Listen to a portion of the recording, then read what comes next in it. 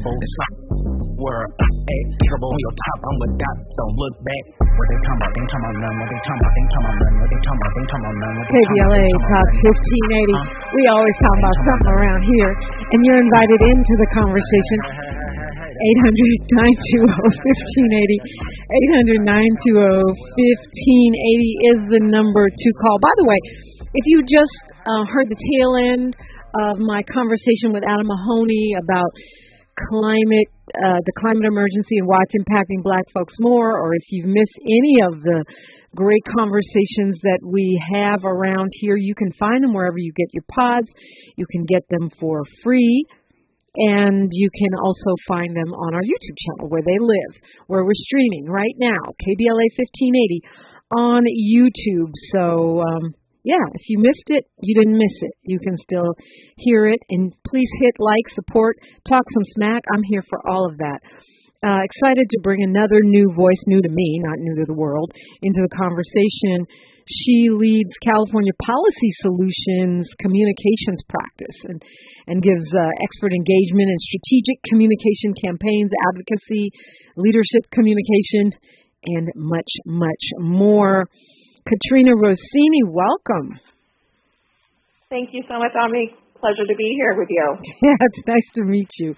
I almost don't know where to start because I was talking last hour with Adam Mahoney, and we're talking about climate emergency, which is a giant topic right now, but so is communications.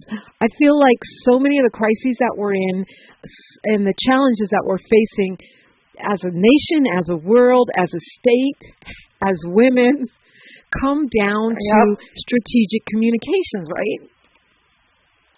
Absolutely. Everything we do requires communication, and we can spend an entire hour just on that topic alone. But, I think the importance of it is to be aware, and a key element, I believe, is that the strategic communication that's out there, it's a matter of being in tune with that. Like, what is important and why to you, your family, your community? Yeah, well, and I think that seemed easier 10 years ago, 15 years ago. Now you're competing with so much all the time.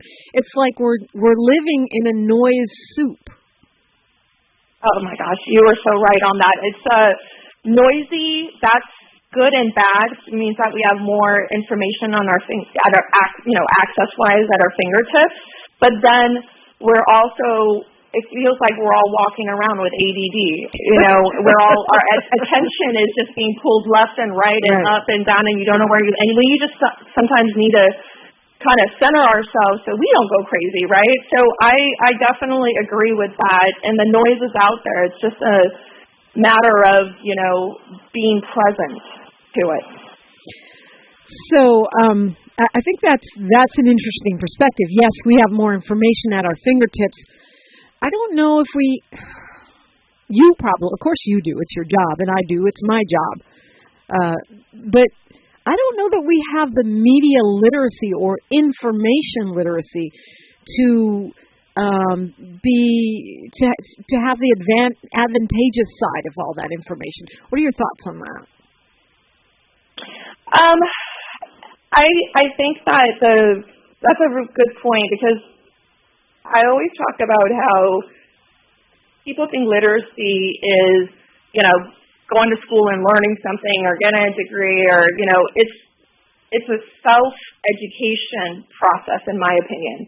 And so between deciphering what the real news versus the fake news is already challenging, as you know, as I know, as most of us know.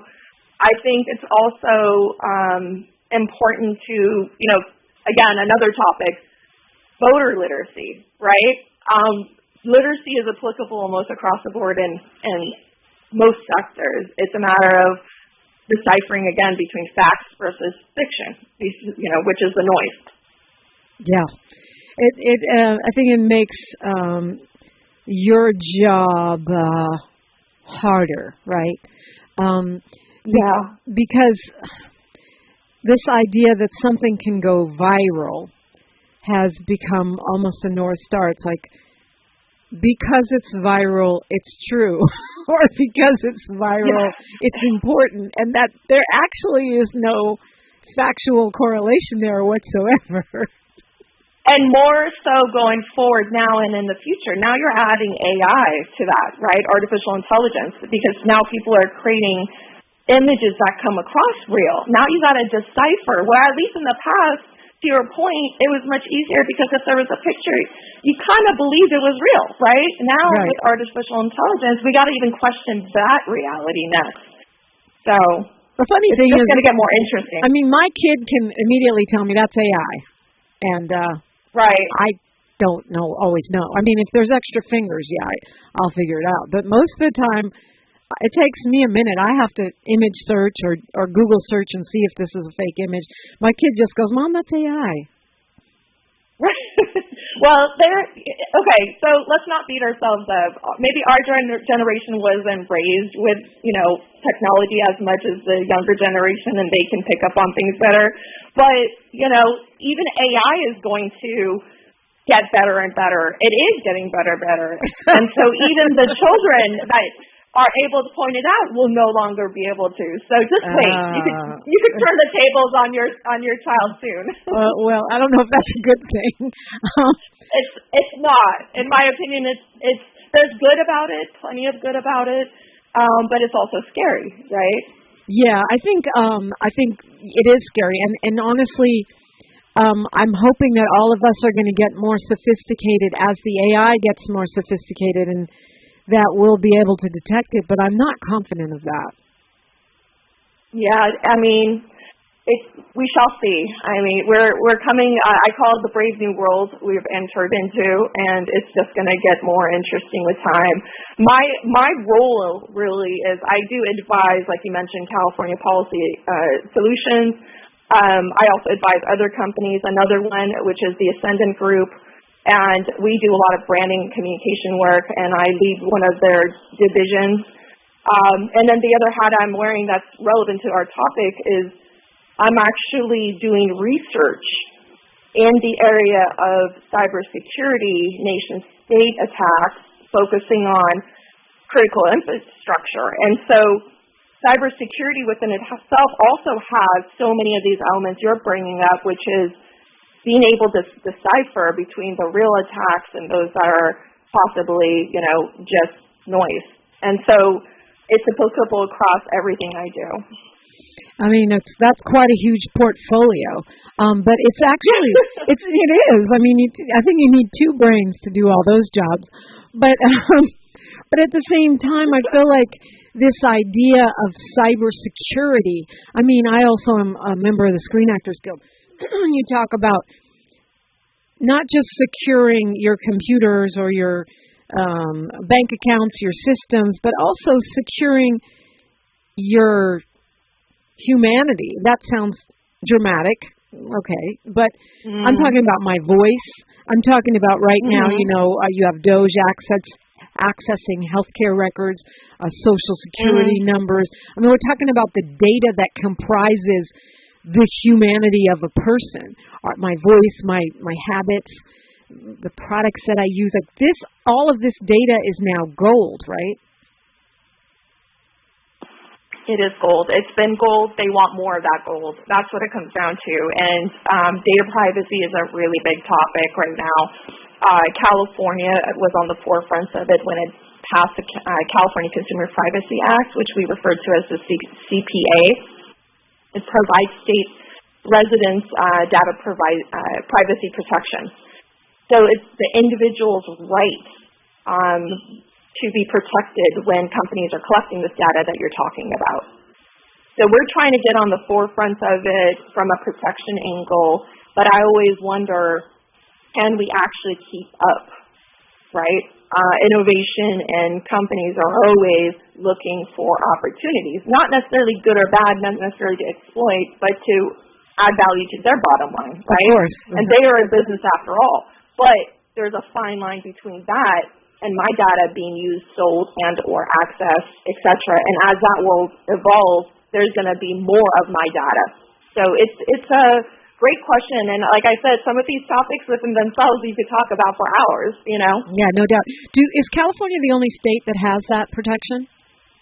I believe California was one of the first states to adopt it. Okay. As far as is it the first one, I am not certain. Right. I know that a lot of things are born here. But you can check your state, because I have people in all 50 states. You can check your state and see what your protections are. But if, okay, let's say the government gets your data. They have your data, and it's somehow transferred to a private entity. Say, a private business person had access to your data because they were partnering with the government on a thing. You can't put that genie back in the bottle, can you? I mean, if I'm into a computer system and I have this data and then a judge tells me come out, that's too late, isn't it? Yeah, I mean, defining what that really means and where, right, I guess, the fears are. So if you're worried about your data already being out there, I mean, I would say expect your data to be out there. Because if you're on any platforms, and I remember recently the whole TikTok situation and the banning situation, people were choosing to set up those accounts and have TikTok. I mean, people were crying about their TikTok being shut down, knowing that there's this risk that other governments are potentially accessing this data for not good reasons, potentially, right? And so knowing that, people still wanted that. So sometimes people say, people even went to Red Note. People even went to Red Note. That's how much they don't care. I know. Here, let me get my data directly to the Chinese government. DeepSeek recently, remember that whole thing with DeepSeek and then it was being breached? I mean, people hear this, know this, they know the risks, and they still choose to do it.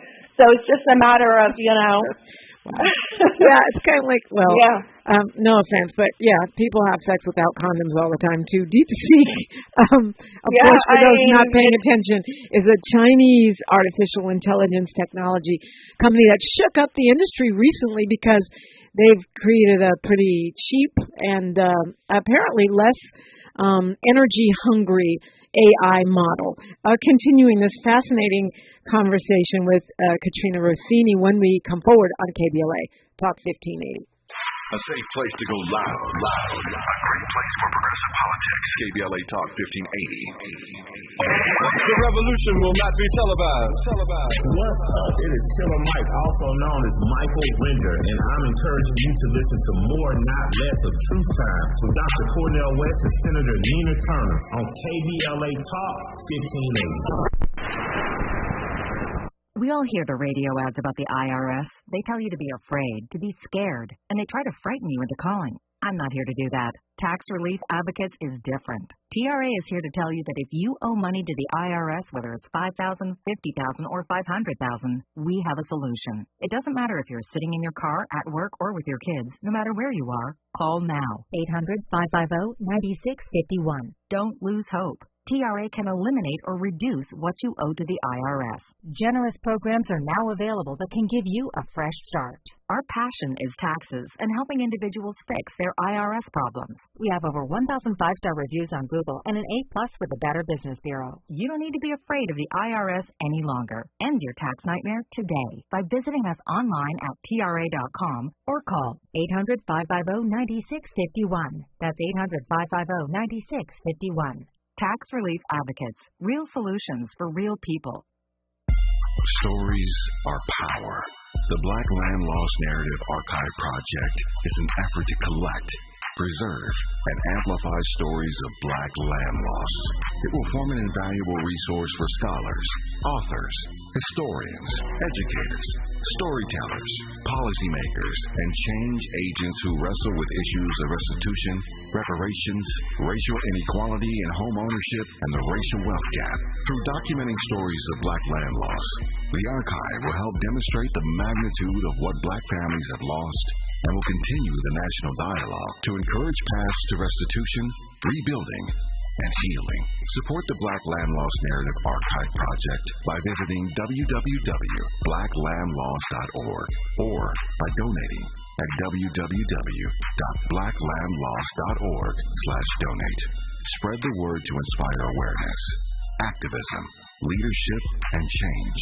and join us in making a lasting impact. This is a community call to action from KBLA Talk 1580. We've got your black.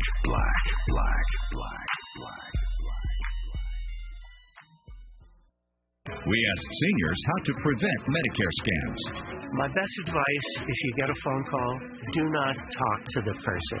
These people are well trained. Don't talk to them. They don't know me. They're just trying to scam me. Don't be fooled. Hang up. Just hang up. Never give out your Medicare number. They're going to get your number and put in a false claim. If I get a call from someone, I don't pick up the phone. And should I pick up the phone and they ask me information, then I hang up. How do you detect Medicare fraud? Just like I check my credit card statements, I check my Medicare statements monthly. Scammers can get a hold of your number, order medical devices through your account, and you're not even going to know about it if you don't look at your statement. Check your statement every month. If you get your statement and you see something that you know you did not have done, you report it.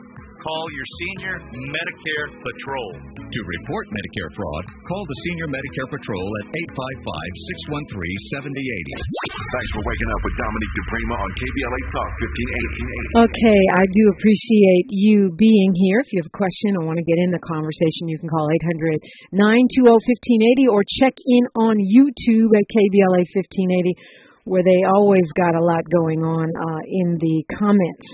Live during the show. Talking now with Katrina Rosseini, who leads the California Policy Solutions, the founder of KRS Media. And I was mentioning to you, Katrina, that I'm in SAG. And when our contract broke down, when we were on strike, one of the biggest issues was AI, right? Because you can clone me. They can actually shoot scenes with me without me. It was a controversy this Oscar season because the stars of The Brutalist had their accents perfected using AI. I think there were Hungarian accents. Adrian Brody and his co-star, and a lot of actors were angry about that. He shouldn't be nominated if he's using AI to perfect his performance. I guess the question is, even though we did get some protections in our contract, many actors felt it didn't go nearly far enough. So what could I do as an individual to protect myself, my essence from AI, and what should I be doing as a company? Yeah, those are actually great questions. I think we're going to start seeing a lot of this across other industries and sectors, not necessarily from the actors only experience, but from professions too that are worried about their professions disappearing. I was just reading an article the other day about potentially accountants and people in the financial sector losing their jobs because AI is going to be better, performing. So this is an issue of that's creating fear for a lot of professions, and then others are saying, no, it's a job creator too. There's two sides to this. What can we do as individuals? Going back to your question, I think,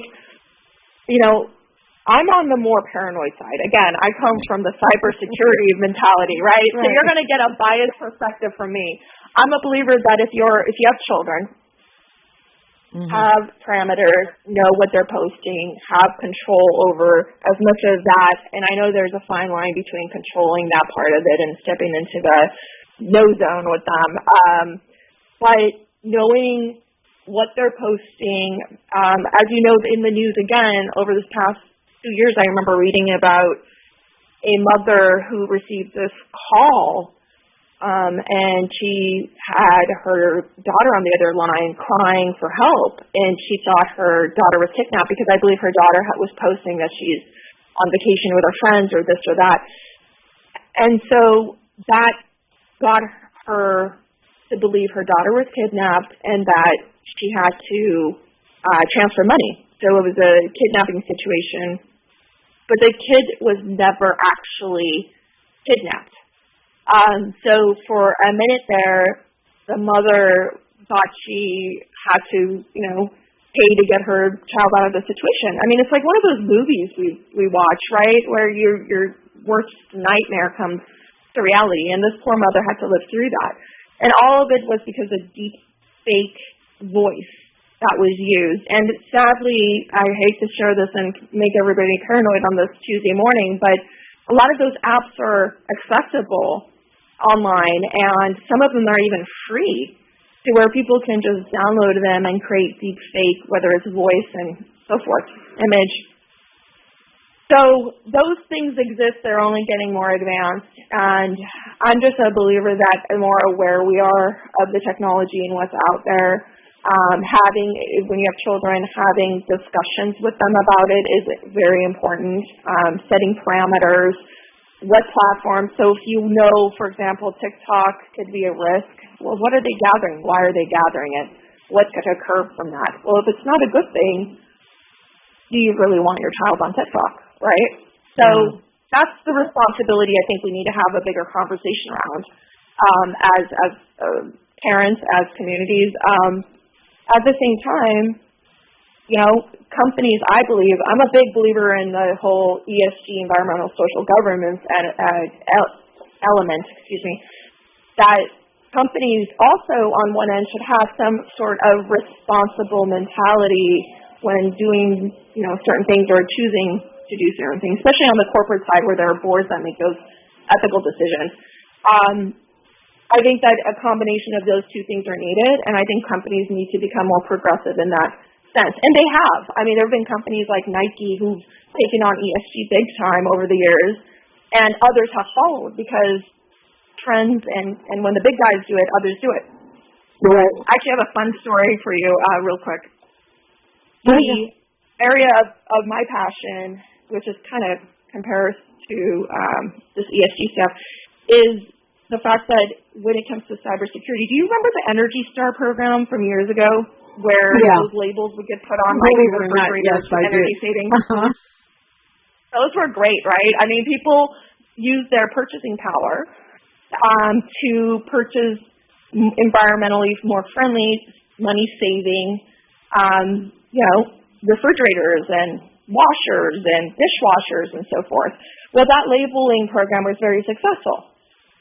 In cybersecurity, in the previous administration, there was a rollout of a consumer awareness protection similar program, but it was on the cybersecurity side. It was called the Cyber Trust Mark.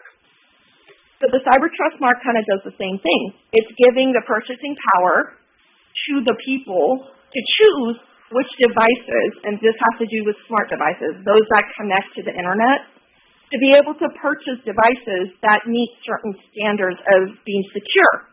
So in other words, now as a consumer, when I go to a store to purchase, let's say, something that is connected, right, a Sonos or whatever it is that I'm connecting in my home, that I'm bringing into my home, that I know that I'm buying this one over that one because this one has a label that says it checks off all these. It's security by design, right? The security is already implemented within that device before I ever take it out of my box and hook it up to my home.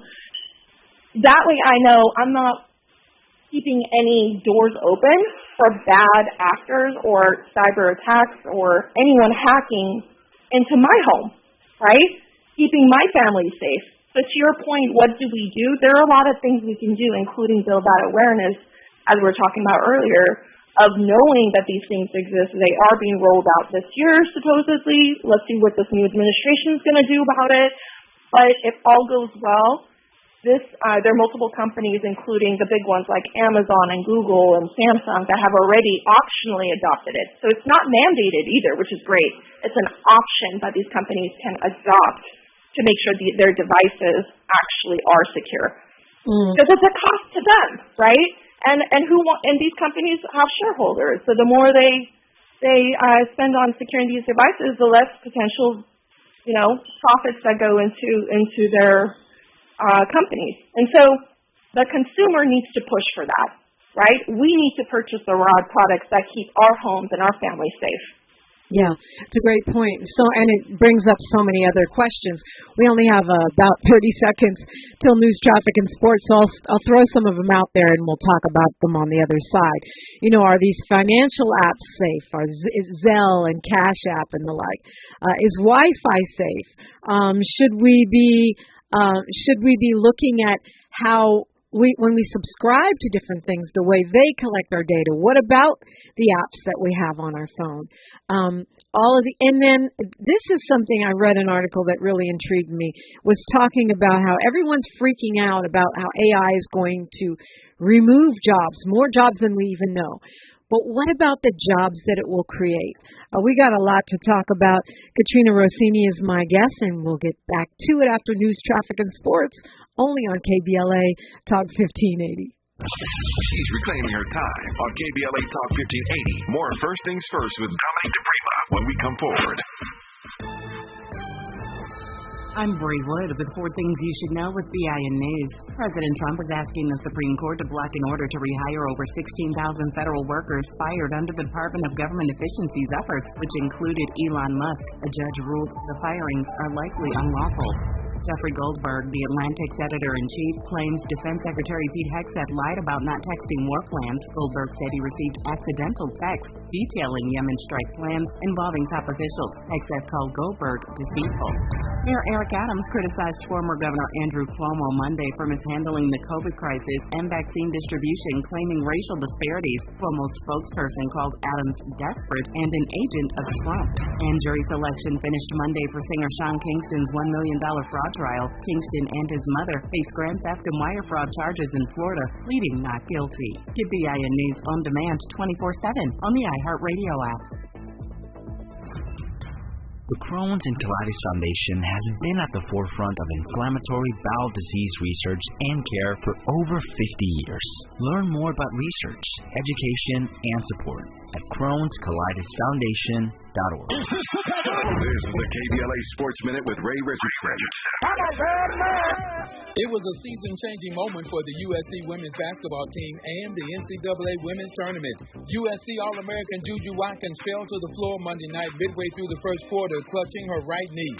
2 hours later, an MRI exam revealed that the sophomore from Compton had torn her ACL and will need surgery. Watkins' season is over, and quite possibly USC's dreams of winning the national championship. Watkins' knee buckled as she was racing down court with the ball between 2 Mississippi State defenders. The leading candidate for Player of the Year honors had to be carried to the locker room.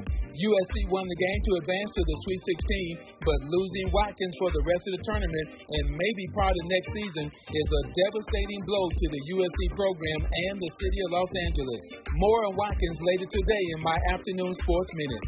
No debates, no speculation, just the info you need. That's your KBLA Sports Minute. I'm Ray Richardson. More news, opinions, and conversation when we come forward on KBLA Talk 1580. For all of us, this generation and the next, there is simply no place in our lives for litter. And yet, it's everywhere we look. And unfortunately, it does belong to all of us. So, let's come together and create a litter-free, clean California, once and for all. Remember to properly dispose of your trash and recycling. Secure truckloads with tarps to keep debris from flying out. Clean out your car when you're at a gas station. Take pride in your community by organizing a cleanup event. Or join a cleanup event near you. Zero litter is the goal. Join us at cleanca.com. That's cleanca.com. Let's do it. Together. Brought to you by Caltrans. cleanca.com.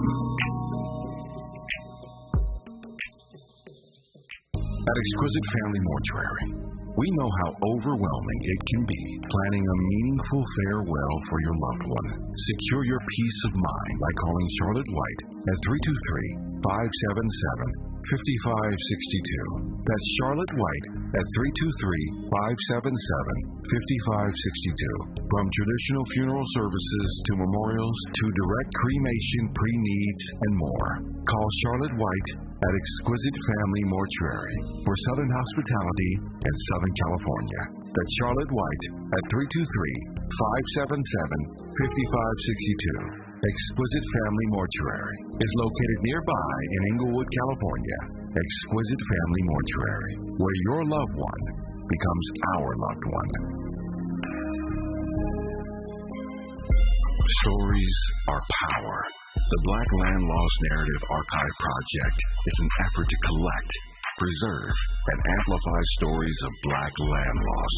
It will form an invaluable resource for scholars, authors, historians, educators, storytellers, policymakers, and change agents who wrestle with issues of restitution, reparations, racial inequality in home ownership, and the racial wealth gap.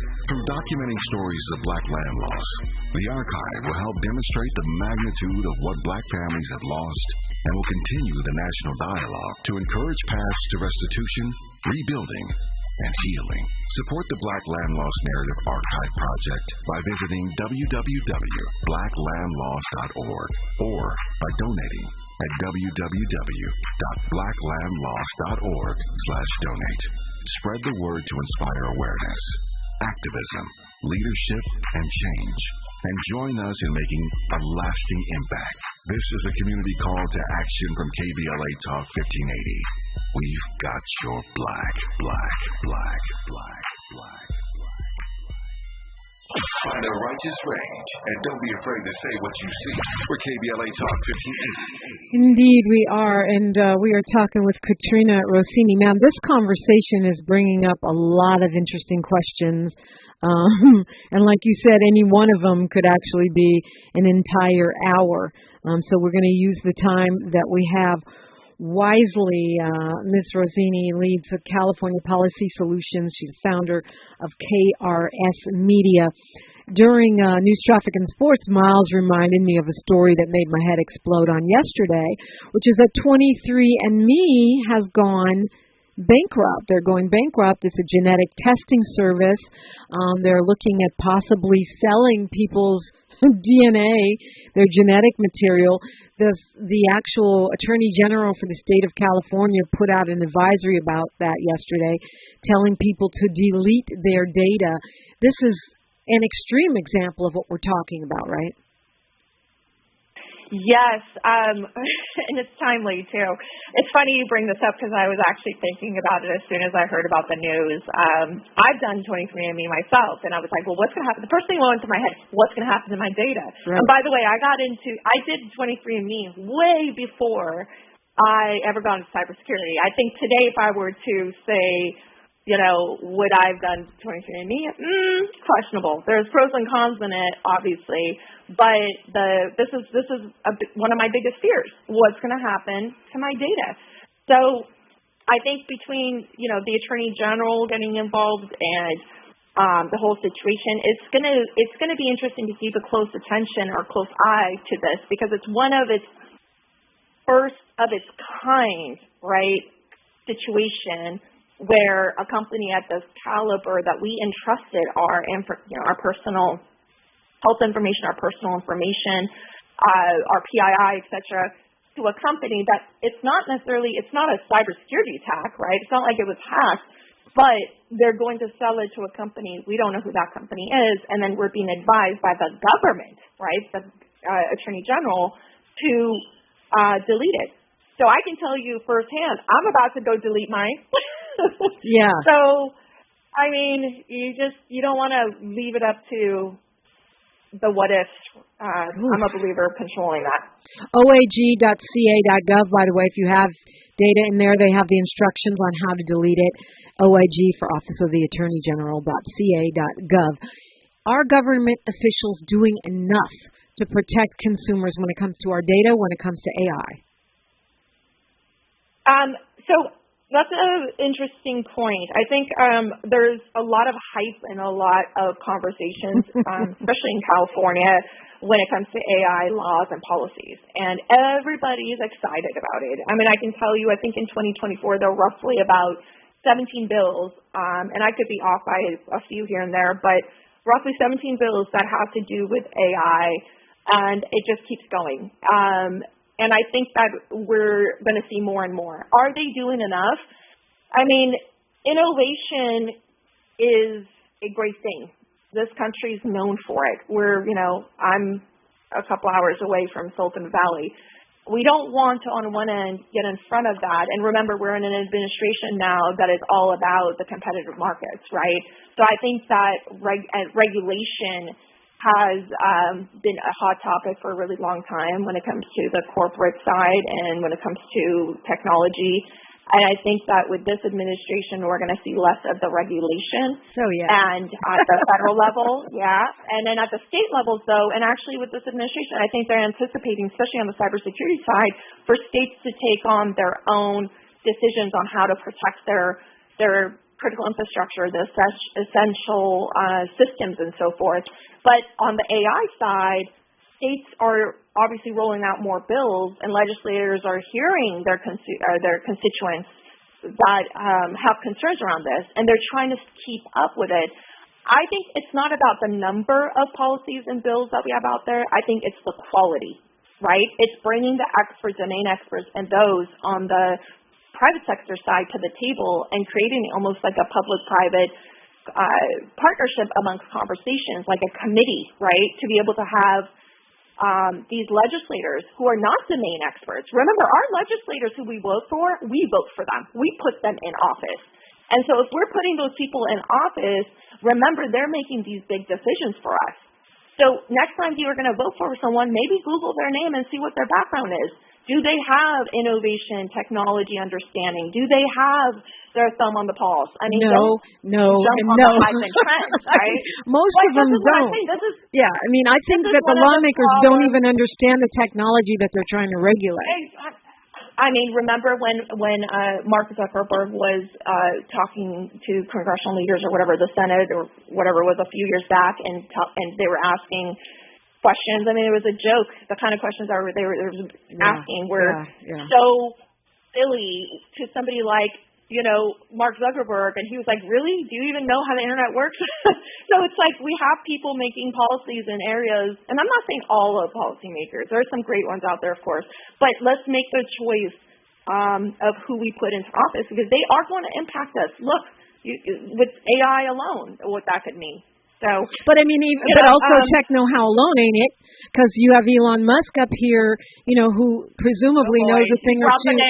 Who said Elon Musk? Sorry, who presumably, I mean, I'm not going to ask you to opine, but presumably he knows a thing or two about technology, but knows nothing about government. So that's not a good combination either. I mean, there has to be some balance here, because I mean, that's what I was thinking about. If DOJ goes in and gets everybody's Social Security numbers and everybody's health data, even if it's for government purposes, and then a judge says, well, no, you don't have a right to that, it's too late. They're already in there. They have the data. That's my perception. I'm not an expert, though. Yeah, I mean, there's a lot of emotion around what's going on there, and having people who are not government savvy per se to be in control or have their finger on the pulse or our information at their fingertips, especially on the corporate side when they're billionaires, is a very scary thing to think about, and what that could do, right, and is doing potentially. So you have valid points. I mean, your head must have exploded when you saw that Pete Hegseth accidentally texted a journalist the war plans for military strikes in Yemen on Signal. I actually read a little bit more about it last night, and then watched him do an interview about what I found interesting is, I'm a believer when you're a leader at that caliber, that you own your mistakes. Yeah. In this country, we're a first world country. We make a mistake. We're human. Something happens. We own it. First thing I heard out of his mouth when he was asked about it is he immediately pointed fingers to what a scumbag, basically, that journalist is. I mean, this country is all about having perspective, and journalists do what they do. But at the end of the day, to call names and to say that person is wrong, I'm a believer. Did he do the right thing or wrong thing by publicizing this? If it's a national security issue, then there's something to be said about being a journalist and taking that responsibility. I agree. But if it's, if it's a leader who made a mistake of some caliber, why don't you first own the human element of your mistake instead of going on the attack? But that's the society it seems like we're in. But as a cybersecurity expert, you got to be saying, why are they even talking on Signal? I mean, is Signal that secure? Well, I mean, all things, including earlier where you were saying, even apps like financial apps, like, yes, they have obviously their security elements to them, but at the end of the day, anything potentially could be hackable. And don't get me started on that conversation, because I'm, as a cybersecurity expert, like you were saying, I actually am concerned about kind of the future when it comes to our preparedness with what's coming on the quantum computing element. Because once we have that as something that is real versus just a topic we've been discussing for some time, what that could do is it could actually break any of our existing encryptions today that exist that are not post-quantum. So that's the thing. Our next time when we talk, I can tell you a little bit about that. And most people are not even aware. And that means that other countries can break our encryptions here and access any of our information if we're not quantum computing, prepared. So post-quantum is what we say. Post-quantum so that's a whole encryption. That's a term I never knew until today. It's making my head explode. And back to my original theory is that we're basically all butt naked on La Brea at this point. There's not all. I don't want people to walk away from this conversation saying, "Oh my God, do not ever bring her back," and I'm going to have some nightmares. Again, I'm a believer that be aware. Even I go to bed at night with my, when I sleep. I don't stay up all night thinking about these things. I mean, the world, no matter what generation you talk about, we've always had something going on, and we've overcome it. And so it's just a matter of evolving with the times. One of my favorite terminologies, Dominique, is I talk about the Red Queen effect, and most people don't know what that is. And it's a fun topic of mine because if you remember Alice in Wonderland, if you've ever watched that, when she was running on the cards, but she was standing in the same position and not moving forward, but the cards were flying behind her as the queen was chasing her. She couldn't outrun the queen. Well, what was the point of that? This whole Red Queen effect is very relevant to our times right now. If we keep doing the same thing, we'll be running in place. If we evolve with the times, then we can outrun our adversaries. And that's a big cybersecurity term that is applicable here, too, no matter what challenge we're facing. Well, it's enlightening. We got to think about these things, and I'm definitely enjoying the conversation. Katrina Rosseini is my guest, and some of the million questions I threw at her before News, Traffic, and Sports will be addressed when we continue on KBLA Talk 1580.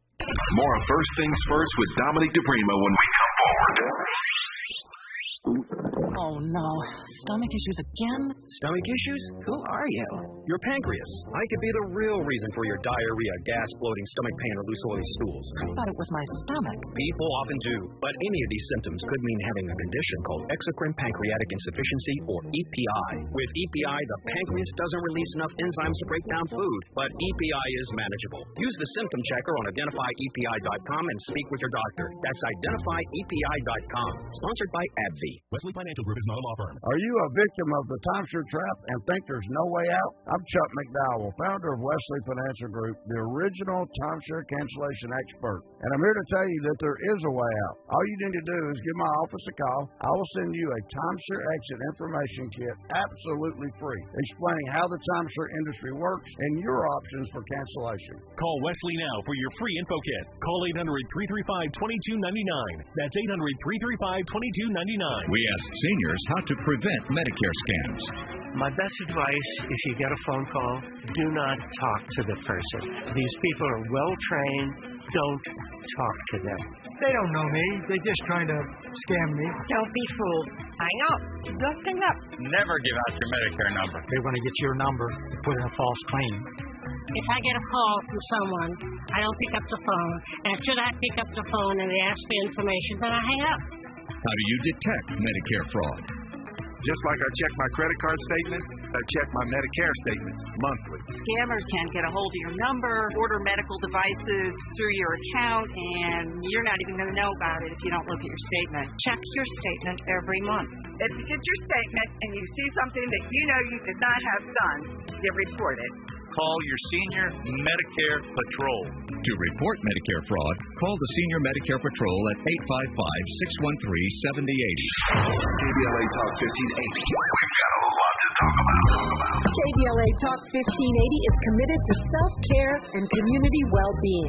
Walk Good LA was formed in June 2020, inspired by the Black Lives Matter movement and the beginning stages of the COVID-19 pandemic. What began as a few minutes of breath work and yoga meditation before protests against police brutality turned into a safe space for the community to heal in hard times. The immensely positive response from the community transformed the momentum into a movement. Today, Walk Good LA is a black and brown-led community wellness organization based in Los Angeles. They provide spaces for healing through community yoga classes, guided meditations, hikes, run clubs, and other activations throughout Los Angeles that attract hundreds of members weekly. With the help of Propel and Michael B. Jordan, they now have a yoga and wellness studio in Los Angeles called the Walk Good Yard. To join their mailing list and connect with healing spaces, please visit walkgoodla.org.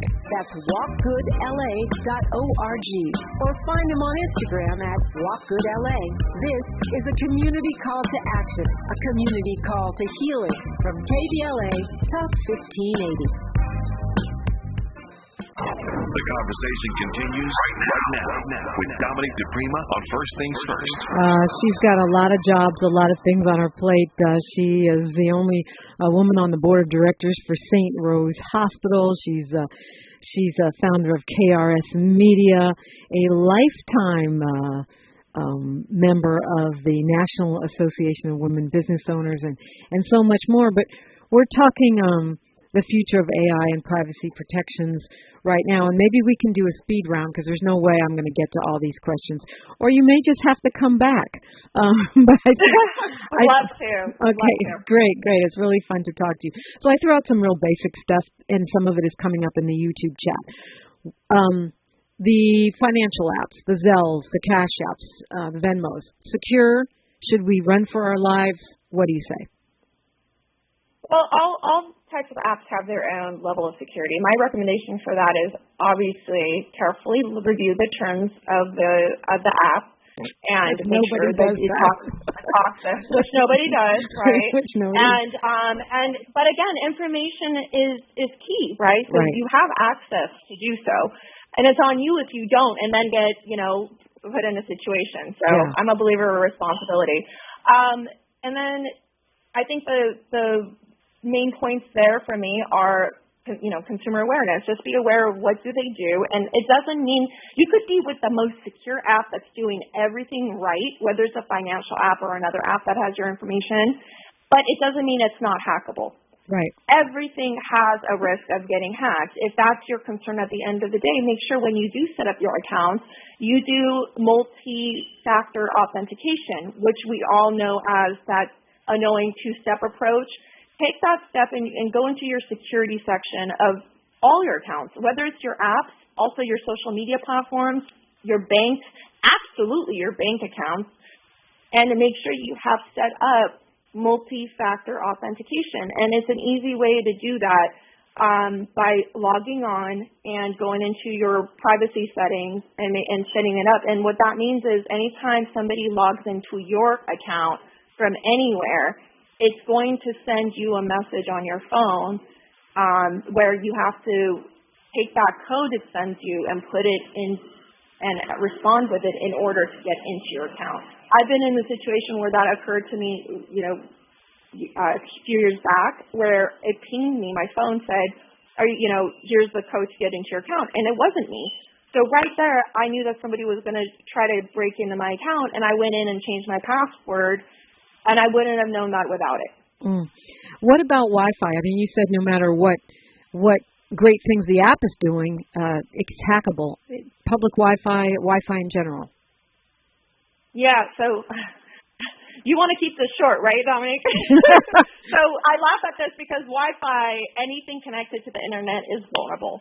You can set up multi-factor authentication on things, all of that great stuff. But the biggest thing I said earlier, which was when you are purchasing devices that are going to be connected to your internet, make sure that they are, secure right out of the box by purchasing, going forward once that's available, by purchasing the products that have the cyber trustmark label. That's supposed to roll out end of the year. We'll see what happens, like I said, if it ends up happening.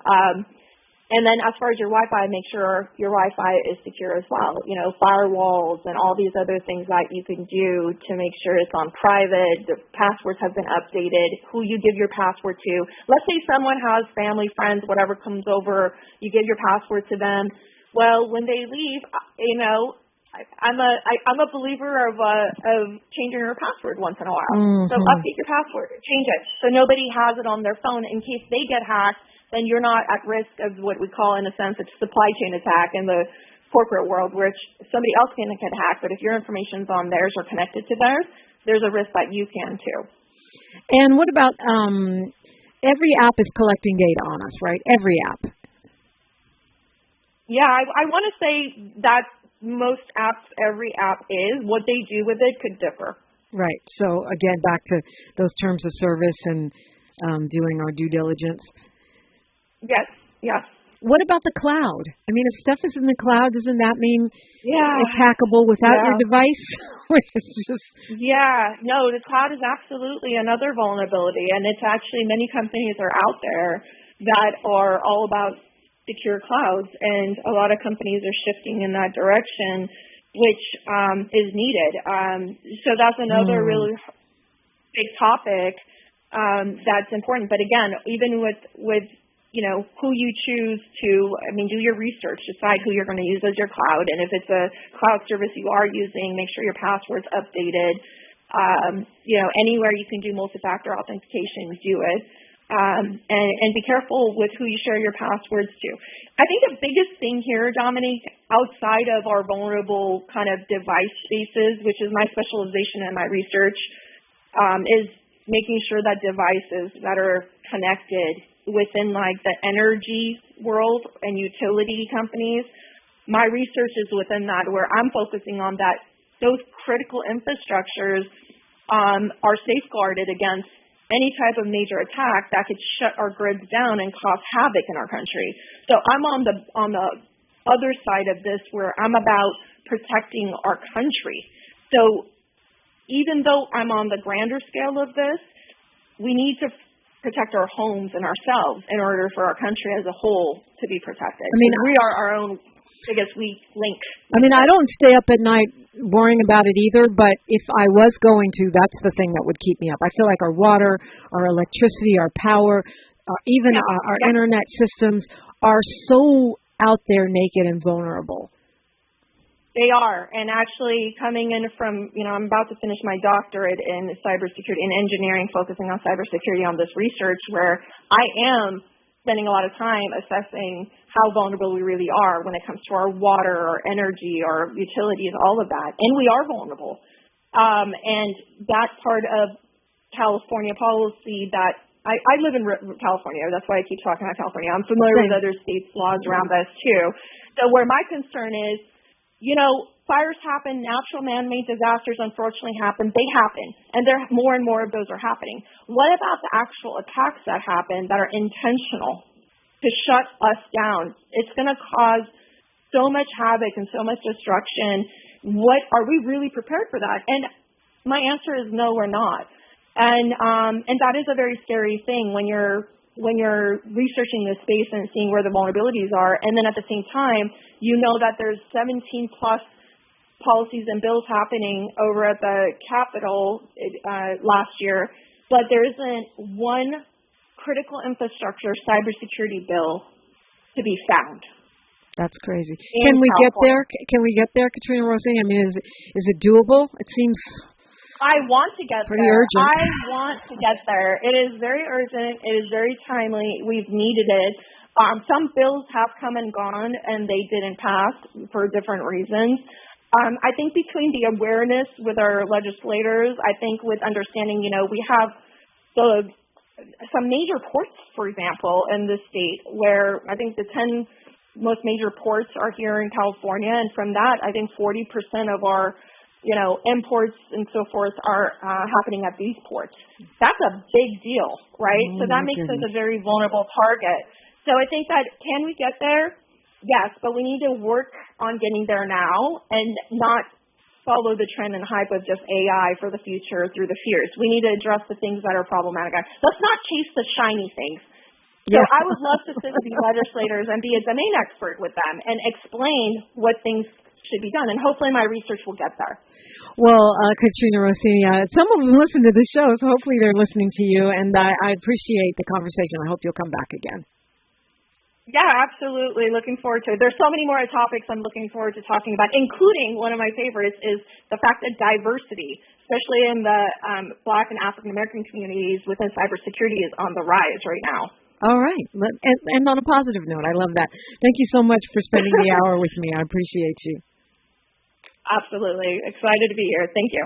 I'm going to go to an Albert Einstein quote. He says, "We cannot solve our problems with the same thinking we used when we created them." Tavis Smiley's up next. He's got an incredible show on tap for you today. Like my mama used to say, history is now, and we are making it together